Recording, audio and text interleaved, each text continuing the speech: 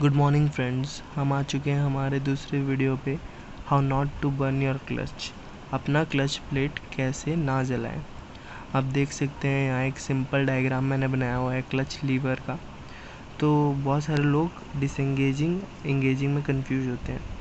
सबको लगता है अगर हम क्लच लीवर को छोड़ते हैं तो वो डिसएंगेज हो जाता है, मतलब फ्री हो जाता है, और अगर क्लच लीवर को दबाते हैं तो एंगेज हो जाता है, मतलब जो गियर का जो व्हील है वो क्लच प्लेट की व्हील से एंगेज हो जाता है। मगर ऐसा नहीं है, होता ये है जब हम क्लच लीवर को प्रेस करते हैं तो वो डिसएंगेज हो जाता है, मतलब वो फ्री हो जाता है, और जैसे ही हम क्लच लीवर को छोड़ते हैं तो वो एंगेज हो जाता है।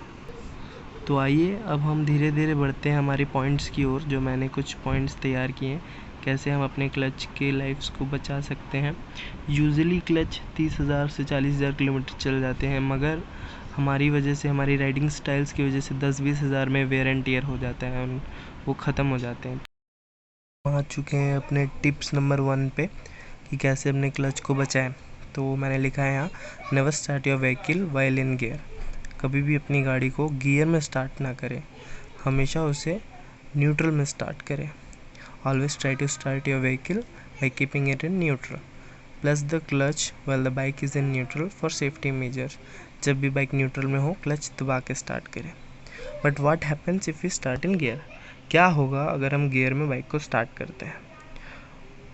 While the bike is in gear, most of the people start their motorcycle. In some case, the motorcycle slightly tends to move forward, means the clutch is still engaged, and in a small level the clutch is getting burned. होता ये है जब हम clutch में bike start करते हैं, आप देखे होंगे बाइक थोड़ा सा आगे मरती है, जबकि हमने पूरा क्लच दबा के रखा है तब भी बाइक आगे बढ़ रही है। इसका मतलब क्लच एंगेज है, और उस स्थिति में थोड़ा थोड़ा क्लच बर्न होना कॉमन बात है। तो इसीलिए आप हम हमेशा अपनी गाड़ी पहले गियर में जब रखते हैं तो आप वैसे स्टार्ट ना करें, न्यूट्रल में डाल के स्टार्ट करें। हमारा पॉइंट नंबर 2 है, never move ahead by keeping the throttle high and slowly living the clutch. कभी भी गाड़ी थ्रॉटल हाई करके आगे ना बढ़ाएं। Always move ahead by being low on throttle the first gear, stay at about 2000 RPM and gently leave the clutch and the clutch will not burn.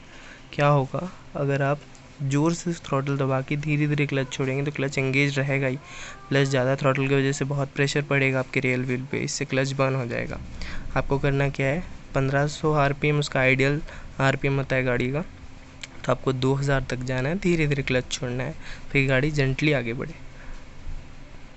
इससे भी आपकी क्लच थोड़ी सी जलने से बच जाएगी।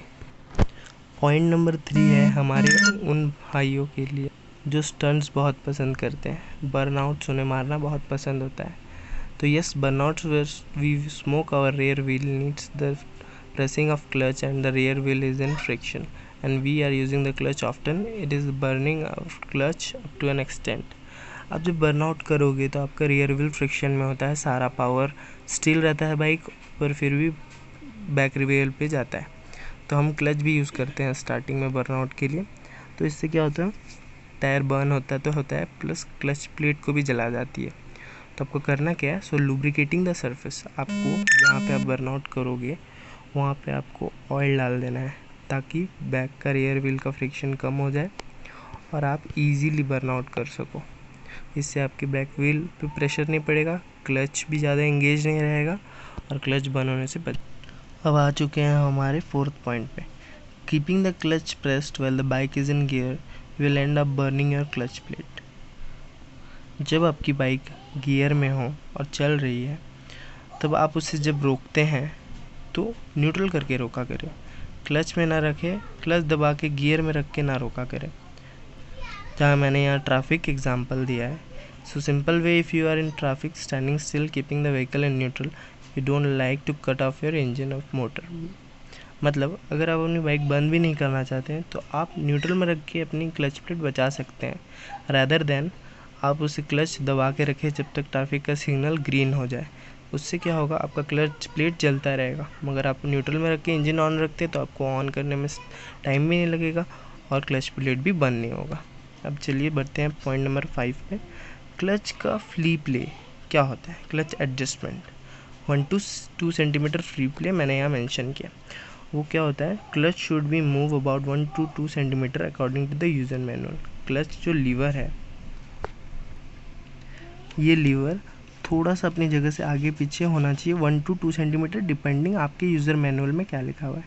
उससे होगा क्या, क्लच एडजस्टमेंट अच्छा रहेगा, और उससे अगर हल्की सी भी आपकी क्लच इधर उधर है तो आपको पता चल जाता है। क्लच इधर उधर थोड़ा मूव होने से कंपनी वालों को लगता है क्लच ठीक नहीं है, मगर ऐसा नहीं है।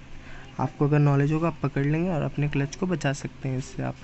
आपने देखा होगा नए राइडर्स को अपने क्लच बंद करते हुए, क्योंकि उन्हें क्लच एडजस्टमेंट नहीं मालूम है और क्लच छोड़ना नहीं आता है। अब हम आ चुके हैं अपने 6th पॉइंट पे, टोइंग और पुलिंग हेवी ऑब्जेक्ट्स।